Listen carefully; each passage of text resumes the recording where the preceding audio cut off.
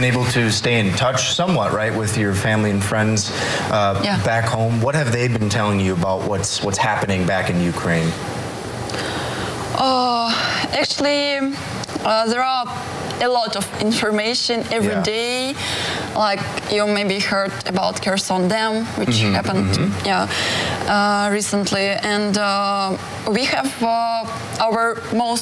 our families in Dnipro city there now, but also we have friends in Bakhmut area. So news are different from both of these parts, and they're still bombing. And actually the war is going on, and you know, like these days are harder than it was like a month ago, because we guess it's connected to counteroffensives that Ukraine plans to do. And for now, the situation is tough. There's of course information coming out of Ukraine every day via news organizations, and Russia seems to be strategically targeting infrastructure in Kyiv and other areas across the country. I guess like my question is, do your friends and family there, it's a war zone, do they feel like they're in a spot where they're safe, or is that feeling completely gone right now? They're in 100 miles from the battlefield. For now, they're in safe from Russian troops because our army very strong, very brave, and we can be confident that they will not lose our territory just very fast. It will not be very fast. So we have a pretty big distance, and the most biggest dangerous for now, not only for Dnipro but for all cities in the Ukraine, this rockets, because it's every time it's just random. You can't predict where a rocket will fall down. And for example, in the January, my brother was walking, near a street, and some rocket fell down in the huge house, nine floors house with apartments, and all house was underground, and it was on his eyes, and you can't predict such things. You can be there, and just it's random. So, and you can do nothing. You can do nothing with it, and you can just pray that you will not be next.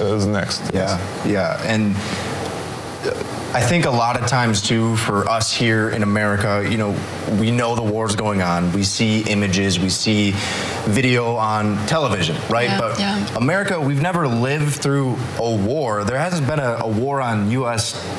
territory in the Civil War, so you're going back almost 200 years now. And I think there's a bit of maybe a detachment, if that's the best word to use, for kind of what I think a lot of Americans see versus what's happening in Ukraine. And I kind of want to ask you this, Brett, because obviously you saw a need for people coming over from Ukraine. You and your wife opened up your home. This is front of mind for the two of you and your family, I'm sure. And I guess from your perspective, being a couple that lives in Land O'Lakes in northern Wisconsin, you're almost as far away from the actual war as it can get. But I guess what message would you want to share to people who maybe aren't realizing how serious this is over in Ukraine? Yeah, the news stations and so on, they can get a little bit of perspective of stuff as far as the bombings. But the personal aspect of the families broken up and all that kind of stuff that goes along with the atrocity of a war, and having your whole entire lives disrupted, from the families to the country to pretty much everything that we enjoy as Americans. Everything destroyed in a matter of seconds, basically, when the Russians invaded. So I mean, as far as telling people what it's been very personal, because we get to experience with Yuliia and Ivan a lot of stuff that's going on with their families. And it's not the news stations that bring this kind of stuff to us. It's the personal aspect of being able to talk to people in the Ukraine. I've been able to associate and being on some FaceTime calls with the family. And, you know, the United States has always been a melting pot, and this is a time, there's so many great people in Ukraine that their lives are completely disrupted, and they are more than willing and able to come here and start new lives and be able to help, you know, the situation that we are faced with our own economies. Yeah, and in America, you know, a person who has come to light as a result of this conflict has been President Zelensky. Yeah. It largely in the media, he's portrayed as someone who has rallied the Ukrainian people to fight back against the forces of Russia. Yeah.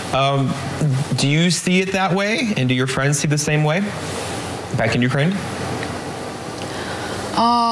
Actually, we're really proud of Zelensky, and you know, everyone was predicted that Russia will take Ukraine in 90 days, but thankfully to Zelensky, they didn't do this, and still they didn't grab Ukrainian territories, and actually.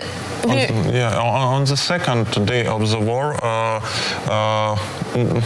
everyone was saying that that's all, Russia will capture Kiev, and that's all. And US proposed to evacuate Zelensky on the second day of the war, and I'm sure that you know that he declined this offer. He said, no, I need ammunition, I need weapons, and I will defend my country with my people. It was the most important moment for the whole country after this day, after these words, when he made post in the Instagram that I'm here, I'm in Kiev, yes, Russians tanks here too, but we will fight, we will defend, and we will die if we will need. And after it, the whole country was inspired by him, and that's why all Ukrainians went, okay, we will fight, and we want to be part of it. And yes. And obviously a lot of Ukrainians sort of rallying around, you know, your president and the soldiers on the front lines as well. And I'm curious though, for the two of you, what has it been like to see, not just from the US, but from people all over the world sort of lending their support, whether that's money, whether that's ammunition, or, you know, things the soldiers will need, or even just sort of sending their best, right? What has that meant for the two of you to kind of see the world sort of come together and throw their support behind your home country? That's what not Ukraine need. It's all countries need, because we are countries, USA and the countries in Europe, they are spending just money. It's just money. You are spending weapons. It's just metal, iron. But we are spending our lives every day, blood of our people, Ukrainians people, not Europeans. No, so we are spending the most expensive thing that can be in this life. It's lives. And I think that, of course, we're really thankful to everyone who helps, and that's great. But everyone should understand that it's not our war. When Russia, the biggest country, just that has 10 times more army, he is attacking us. It's not about just Ukraine. It's about the whole Europe. Nobody can stop this. It's the worst thing.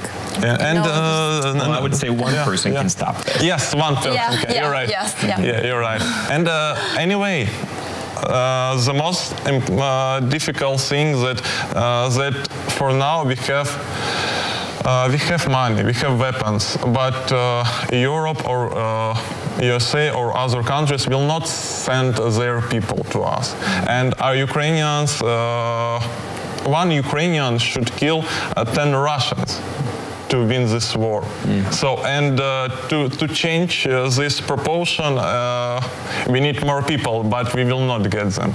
So it's the most difficult thing in this war, because Russia trying to win this war because just of amount of people. They have 150 million people, we have now 25 million people. That's the biggest problem. And that's why they want to prolong this war as much as possible. Yeah.